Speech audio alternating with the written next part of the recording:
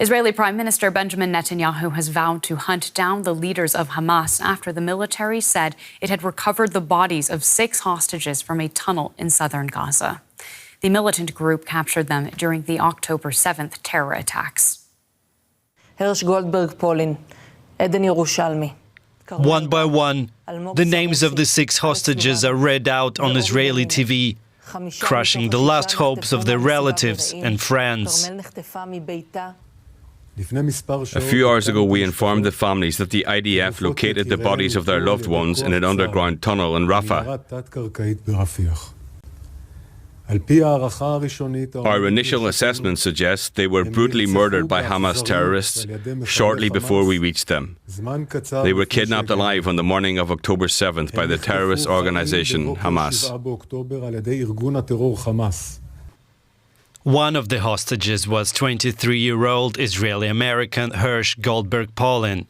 He was seized by Hamas militants at a music festival in southern Israel during the attack on October the 7th.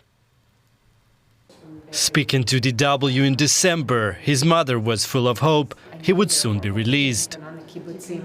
I pray all the time that I know there are kind, good Gazan civilians who are also caught in this horrible situation that we're caught in, and I want to pray and hope that there's someone kind there being kind to Hirsch and to the other, innocent people who are also being held there in a terrible situation. Such words would resonate with people at this rally in Tel Aviv, held just hours before the IDF announced it found the 6 bodies. For months, protesters have been demanding a deal to release all hostages. They accuse the government of putting its political survival above the lives of Israeli citizens. All they care about is the politics, and they didn't approve to do a deal with Hamas, and so our loved ones are still there. And currently we don't see the horizon and don't know when they will be back with us. The Israeli Prime Minister said the killing of hostages showed Hamas didn't want the deal. I say to the Hamas terrorists who murdered our hostages, and I say to their leaders, your blood is on your hands. We will not rest and we will not be silent. We will pursue you, we will find you, and we will settle the score with you. The confirmed deaths of 6 more hostages are likely to further galvanize the protests, with the opposition already vowing to bring Israel's economy to a standstill.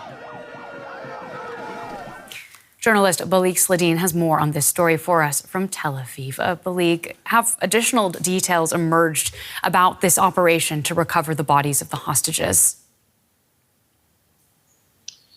Yes, in the past couple of hours, pathologists and professionals are saying that the hostages were killed between 48 to 70 hours ago, which means that we're talking about Tuesday evening, while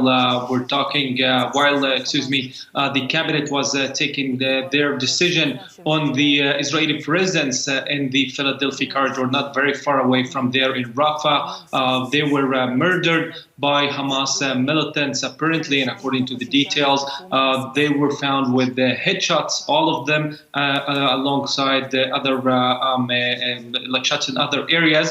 So they were executed. Another very important detail that they were found 20 meters underground in a tunnel, just 1 kilometer away from the place that the IDF soldiers found an alive hostage 2 days before that. So maybe the Hamas militants, when they sensed or when they noted that the IDF troops are getting closer to reaching the hostages, they murdered them in order not to give this achievement to the Israelis.